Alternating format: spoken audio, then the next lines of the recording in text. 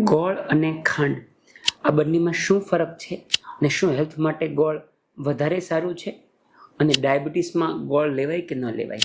મિત્રો, પહેલી વાત, મૂળભૂત રીતે બંને વસ્તુ શેરડીમાંથી બને.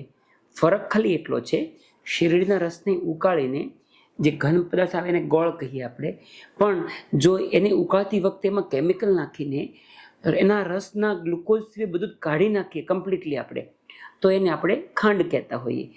એને ક્લીન કરવા માટે સલ્ફર ડાયોક્સાઇડ એને નાખતા હોઈએ, કેલ્શિયમ હાઇડ્રોક્સાઇડ નાખીએ અને ફોસ્ફરિક એસિડ બી ઘણીવાર નાખતા હોઈએ, જેથી શુદ્ધ વ્હાઇટ કલરનું જે ક્રિસ્ટલ બને એને આપણે સુગર કહેતા હોઈએ.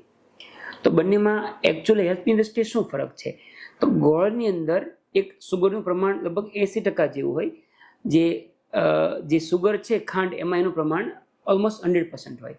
બીજું, ગોળની અંદર મિનરલ્સ હોય, 10 ગ્રામ જેટલું કેલ્શિયમ, 10 મિલીગ્રામ જેટલું કેલ્શિયમ, 10 મિલીગ્રામ જેટલું આયર્ન અને 1 ગ્રામ જેટલું પોટેશિયમ હોય છે, જે ખાંડમાં નથી હોતું.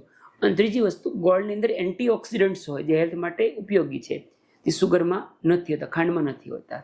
પરંતુ ડાયાબિટીસના દર્દી માટે બંને વસ્તુ ખરાબ છે, બંને વસ્તુ એવોઇડ કરવી જોઈએ.